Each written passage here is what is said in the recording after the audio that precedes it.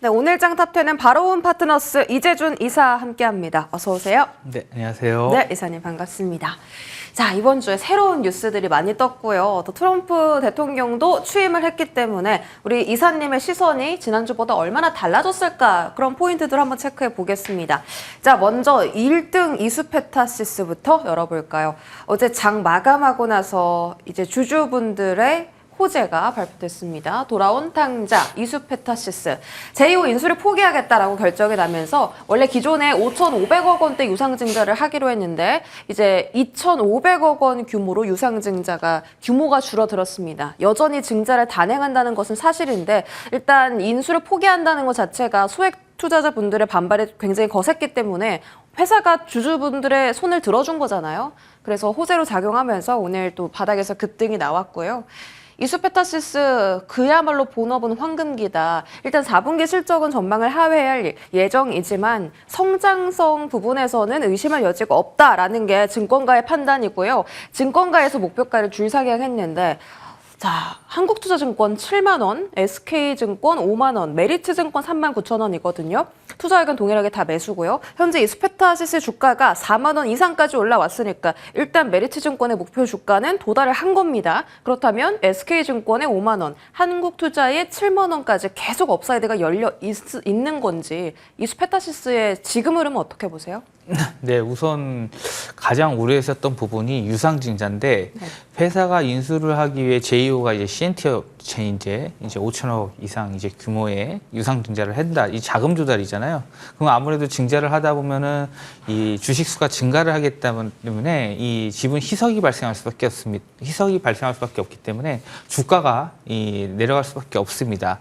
이런 부분에서 일단은 주주에 대한 이 피해를 받을 수 있다라는 부분들을 좀 줄일 수 있다라는 것들이 좀 반등의 이 부분으로 나올 수 있을 것 같고요. 두 번째는 이제 기존 업체와의 이 제2와의 관계에 있어서 좀 우려될 수 있는 거는 지금 SPA 주식 매매 계약서라고 하는데 그 부분에 있어서 이수페타시스가 현재 좀 잘못된 부분들이 있다에 대한 부분들이 뭐 손해배상 부분까지 조금 좀 걸겠다 이런 것까지 나왔거든요. 만약에 이게 이슈가 되면은 조금 우발부채라든지 이런 것들이 발생할 수는 있을 것입니다. 다만 이거는 앞으로 좀 지켜봐야 될 부분이기 때문에 지금 현재 시점으로 당장 봤었을 때는 이 자금 조달에 대한 부분들을 확실히 반 정도로 줄일 수 있다라는 측면에서는 네. 더 좋았던 부분으로 좀 보여질 것 같고요.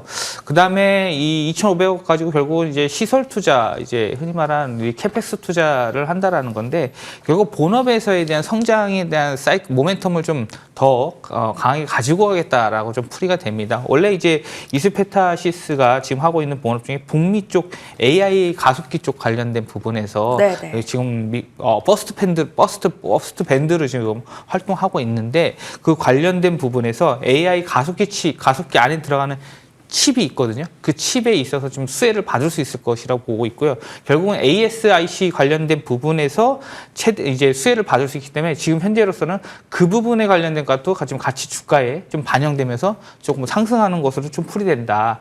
그리고 4분기 때부터 지금 본격적으로 이제 신제품 양산이 지금 들어가고 있는 상황인데 이 4분기 양산이 들어가면서 결국은 이 올해 1분기에 본격적으로 네. 공급이 되면 1분기 때 이제 매출이 발생하겠죠. 반영이 되겠죠. 그런 부분들이 전반적으로 이수페타시스에서는 좀 번호적인 부분에서도 좀 좋아질 것으로 좀 기대되고 있다. 이렇게 좀 해석될 수 있을 것 같습니다. 그러면 이수페타시스가 여태까지 좀 유상증자 리스크 때문에 많이 주가가 눌려 있었는데 오늘 너무 강하게 급등했잖아요. 이게 단발성 급등인지 아니면 이제는 새롭게 이렇게 본업에 집중하면서 주가가 반도체 턴어라운드나 반도체 어떤 HBM 수요에 같이 맞춰가면서 이수페타시스의 주가도 함께 올라갈 수 있을까요? 네, 사실 지금 발목을 잡았던 이슈가 결국은 이 M&A에 대한 자금 부담 였거든요. CNT 쪽에 제2호 인수에 대한 자금 부담이었기 때문에 그 자금 부담을 일단은 털었다라는 것 자체는 저는 크게 볼 수 있을 것 같고요. 왜냐하면 보통 M&A를 한다는 것은 회사가 좀 외형을 확장하는 부분이 있거든요. 그런 부분에 인수를 하는데 사업 포트폴리오를 다각하거나 밸류체인을 좀 확장하는 부분에서 이 M&A를 하는데 회사가 그 자금에 대한 부분들이 보통 내부 자금과 외부 자금을 많이 활용을 합니다. 근데 내부 자금에서 외부 자금이라는 게 결국 유상증자를 한다라는 거거든요.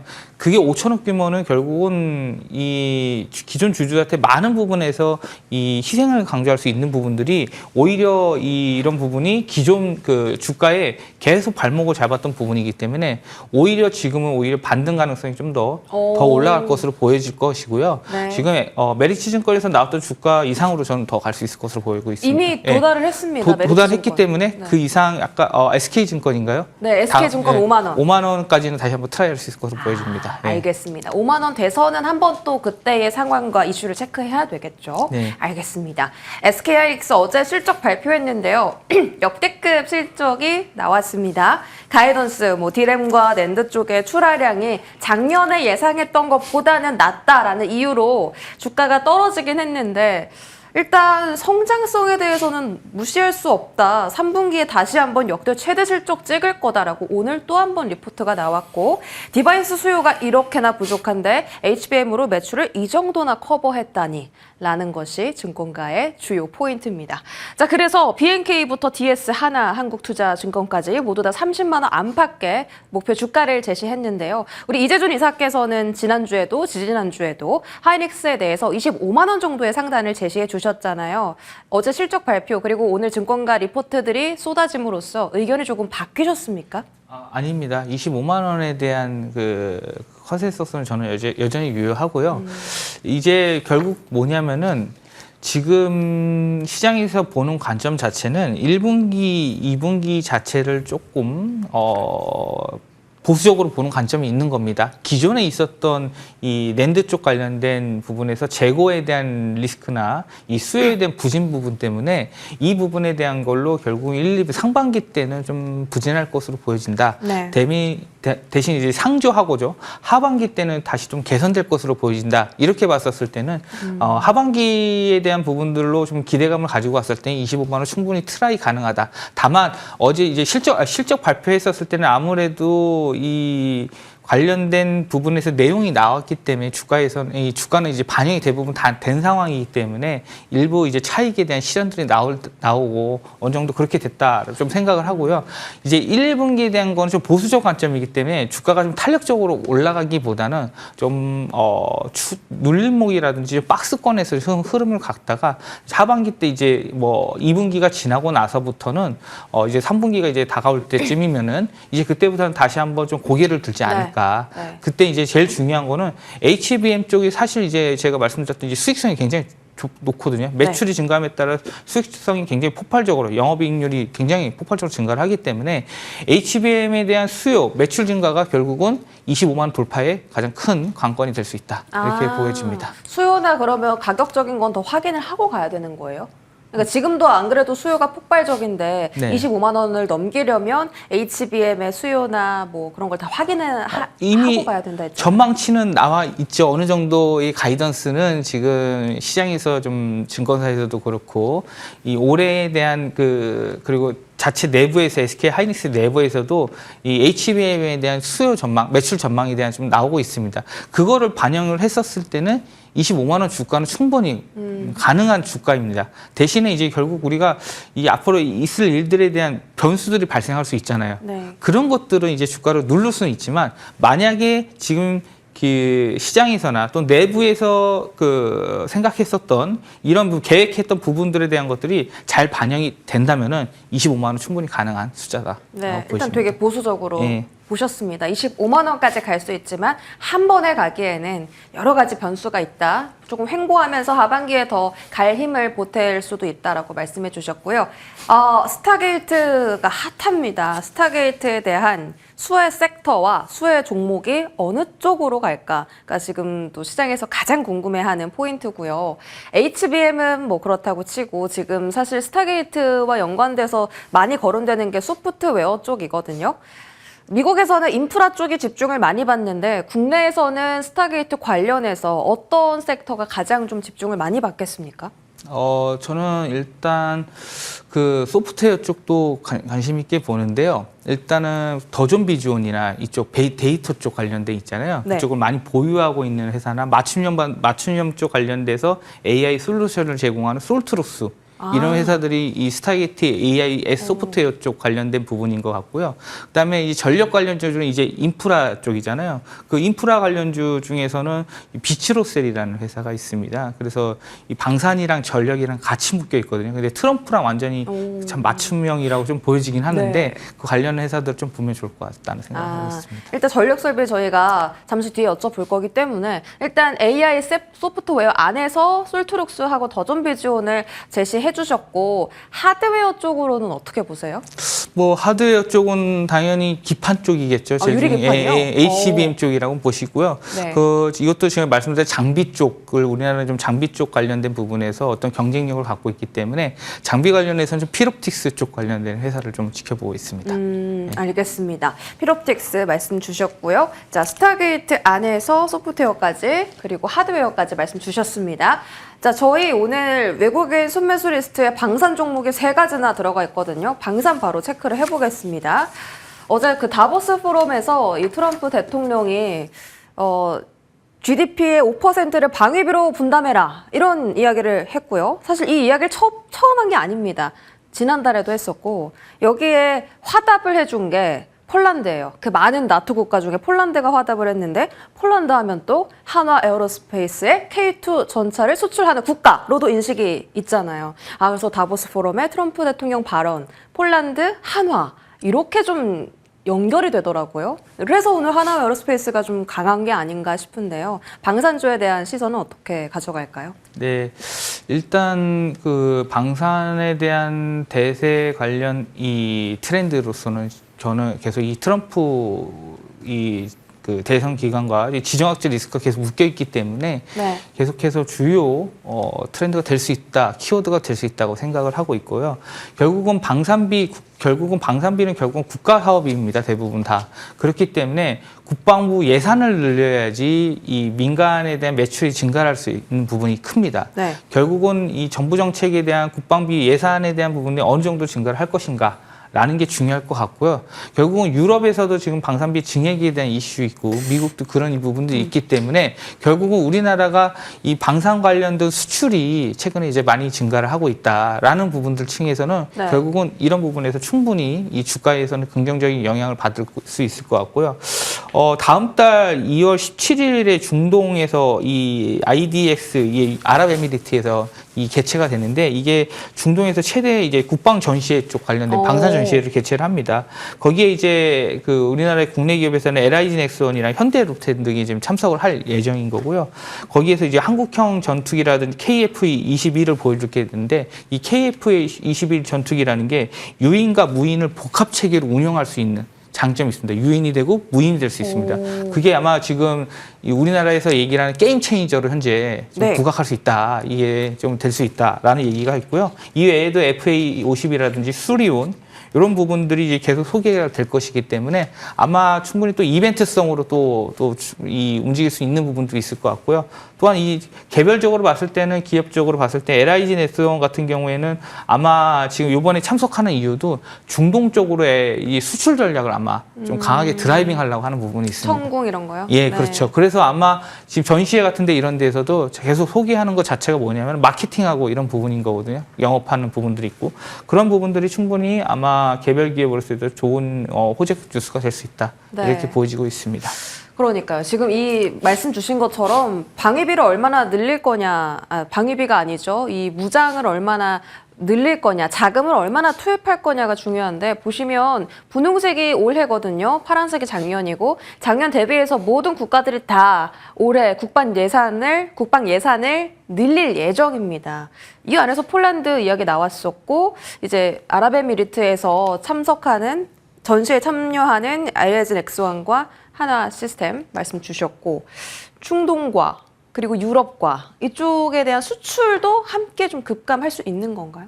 급증할 수 있는 건가요? 그렇죠. 일단 판로 자체가 우리나라 중동이랑 뭐 미국, 유럽 이쪽을 좀 볼 수 있을 거라고 저는 생각이 드는데 결국은 지금 국가별로 자체별로 봤을 때는 지금 다 그 예산을 많이 투입할 수밖에 없는 상황입니다. 결국은 그게 뭐냐면은 이 전체적으로 방산에 대한 부분에 있어서 니즈가 있다라는 거죠. 근데 국내에 이제 갖추고 있는 기술력이 있다는, 굉장히 기술 평가에 있어서 굉장히 역량을 보유하고 있기 때문에 그런 측면에서 봤었을 때는 충분히 기회가 만들어질 수 있다, 이렇게 좀 생각을 하고 있습니다. 가장 큰 수혜를 어느 종목이 혹시 가져가겠습니까? 저는 뭐 앞서 말씀드렸던 종목 중에 조금 그래도 지금 계속 올라가고 있는데 네. LIG 엑선도 괜찮게 보고 있습니다. LIG 엑선. 이번에는 실패 안 하고 좀 수출 확정 지었으면 좋겠네요. 자, 그리고 이제 방산 다음으로 주목해 봐야 할 것이 우주항공인데요. 이 트럼프 취임식에서 화성으로 우주인 보낼 것이다, 성적에 꽂을 거다. 그 말 딱 하자마자 머스크가 화면에 딱 잡혔는데 막 이렇게 최고 하면서 엄지척을 날렸거든요. 밀어준다는 거잖아요. 머스크의 사업을. 스페이스 X에서도 우주선 뭐 지금 2주에 한 번인가 한 달에 한 번씩 계속 발사할 거라는데 이거 우주항공 좀 계속 좀 집중해봐야 되지 않겠습니까? 네, 뭐 예전부터 이 우주항공 관련된 섹터는 계속 이슈가 있었던 것 같습니다. 근데 이제 또 어쨌든 지금은 런닝메이트가 됐으니까 트럼프의 이 일론 머스크가 결국 우주항공 관련된 부분에서는 계속해서 이런 이 발언들이 나오면서 테마가 있을 것으로 보여지는데 실질적으로 이제 화성에 이제 우주인의 성조기를 이제 꽂는다고 얘기를 했었잖아요. 네. 이제 그런 부분에 있어서 우주 기술력 관련된 부분들이 과연 어느 정도 수준까지 이게 받쳐줄 수 있을까? 이거는 조금 이제 아직까지는 의문점들이 많이 있는 상황인 거거든요. 그렇기 때문에 이 실제적으로 우리가 흔히 말하는 상용화라는 얘기를 많이 하잖아요. 그런 점에서 봤었을 때는 이제 이건 좀 테마 관점에서 좀 많이 움직일 수 있다. 라는 생각은 듭니다. 하지만 기술력이 계속 혁신이 발생함에 따라서 이 관련 부분에서에 대한 이 기술에 대한 R&D 투자가 많아질 것으로 보여서 네. 그 관련 기업들은 또 수혜를 받을 수 있지 않을까 이런 생각은 들고 있습니다. 그러면은 종목으로 딱 보면 HVM 같은 종목은 실제로 미국향 수출 매출도 많이 증가하고 있고요. 그러니까 매출의 거의 90%가 다 미국이고 미국하고 연결되어 있는 데다가 실적도 나오고 있는 회사니까 숫자가 실제로 찍히는 회사니까 좀 옥석 가리기가 필요하잖아요. HVM 같은 소형주들은 어때요? 네, 근데 이 매출들이 보면은 지금 매출 구분을 잘 봐야 되는데 민간 매출인지 아니면 정부 매출인지 연구 개발 매출인지 지원 매출인지 성격을 잘 봐야 됩니다. 그러니까 공급 매출인지 아니면 연구 개발을 하는 용역 매출인지를 봐야 돼요. 네네. 그러니까 실제적으로 우리가 말하는 공급 매출은 물건이 왔다 갔다 하는 매출이기 때문에 실제 지속 가능성이 있는데 네. 용역 매출은 사실 그렇게 지속 가능성이 있지 않습니다. 연구하다 보면은 개발하는데 이 제품이 실패할 수도 있거든요. 네. 그런 측면에 대한 지금 제품 매출 성격을 좀 한번 살펴봐야 될 필요는 있다라는 말씀드릴 수 있을 것 같습니다. R&D 매출인지 공급 매출인지 확인해 보자. 그것들 좀 우주항공 종목에 좀 대입을 해서 옥석 가리게 하시면 좋을 것 같고요. 드론 볼게요. 자, 드론은 지금 계속 핫하게 떠오르고 있는 최신 무기인데요. 주가가 테마성으로만 움직입니다만 드론에 대한 기대감은 아직 꺼지지 않고 있습니다. 왜냐하면 지금 미국에서 중국 드론 수출 규제를 계속 시연하고 있기 때문에 아무래도 반사 수혜는 한국 기업들이 가져갈 것이다라는 이야기가 계속 들려옵니다. 이게 그래서 한국 기업들 수출이 260% 증가할 것이다라고 미국의 그 드론 전문 언론에서 발표를 했거든요. 근데 주가는 언제 오를까요? 네, 저도 드론 관련주들은 충분히 한번 상승할 수 있는 충분한 기대감이 있을 거라고 저는 보여지거든요. 일단 중국산 드론이 미국의 한 시장 점유율이 한 75% 정도 됩니다. 맞아요. 그러다 보니까 이런 부분에서 미국에서는 또 규제를 할 수밖에 없죠. 근데 그 드론에 들어가는 그 소재 부품단이 어떤 것들이냐면은 이 데이터 유출이라든지 원격 통제를 할 수 있거든요. 그러니까 결국은 미국에 있는 정보들이 뺏길 수 있고 이런 침해를 당할 수 있다라는 거죠. 그 안에는 GNSS 센서라든지 이 송수신 장비라든지 조종기들이 드론 완제품의 소재 부품에 대해 들어가게 됩니다. 그런 기술이나 이런 하드웨어, 소프트웨어, 하드웨어적인 측면에서 결국은 우리 국내 기업들이 대체할 수 있다라는 측면에 있었을 때는 네. 충분히 조금 반사 이익을 좀 받을 수 있다고 보고 있거든요. 그래서 이런 부분들로 조금 접근을 하면은 국내 기업들을 좀 옥석가리 할 수 있다 이렇게 좀 보여집니다. 알겠습니다. 네, 마지막으로 오늘 HD 현대일렉트릭이 다시 한번 신고가에 도달했습니다. 이번 주에 급락할 때만 해도 끝났다 이렇게 생각하시는 분들 많았거든요. 세상에나 오늘 외국인 순매수 1등입니다. 스타게이트의 가장 큰 수혜를 전력 인프라가 가져갈 것이다 라는 이야기도 나왔고요. LS 일렉트릭도 어제 실적 공개했는데 어닝 서프라이즈를 기록했습니다. 전력 설비 쪽은 어느 쪽이 가장 강할 것이며 어디까지 보면 좋을까요? 네, 이게 결국은 성장 모멘텀인가 실적이 같이 받치다 보니까 네. 이 주가가 좀 강하게 계속해서 좀 눌림 없이 계속 올라가고 있는 것 같습니다. 그렇기 때문에 결국은 우리가 기술적으로 보고 이제 투자를 하시는 분들은 지금 들어가야 되나 말아야 되나 너무 부담되는 구간들인 거거든요, 사실. 맞아요. 그렇기 때문에 접근하기가 어렵죠. 그래가지고 결국은 이 다른 대체 기업들을 좀 찾아보려고 이런 부분들이 있는데 그 기업들 중에서는 제가 앞서 말씀드렸던 결국은 북미 쪽 이 AI 쪽 그 산업 관련된 부분에서 이 전력 인프라 교체 물량 확보에 대한 것과 데이터 센터에 대한 증설에 대한 부분들로 수혜를 받을 수 있는 것들이 비추룩셀이라고 좀 보여지고 있거든요. 그리고 앞서 이 방산 쪽에 이제 1차 전지 쪽 관련된 부분들도 들어가기 때문에 이 회사들 좀 많이 올라간 부분들이 있지만 지금 최근에 눌림목이 나온 부분이 있습니다. 그렇게 최근 단기적으로 좀 조정이 네네. 나왔죠. 그렇기 때문에 조금 관심 있게 보면 좋지 않을까. 매출이 올해도 좀 1차 전지 쪽에서는 좀 계속해서 성장하는 부분들이 나올 것으로 지금 시장에서는 기대하고 있다. 이렇게 말씀드릴 수 있을 것 같습니다. 오늘 조정이 좀 나오는데요. 매수 기회인가요? 일단은 21선까지 좀 눌림을 보고 한번 좀 접근해봐도 괜찮지 않을까 이렇게 생각하고 있습니다. 알겠습니다. 비추로셀 좀 21선 부근 지지하는지 여부 확인하면서 체크해보자라고 말씀 주셨습니다. 바로운 파트너스 이재준 이사와 시간 함께했습니다. 고맙습니다.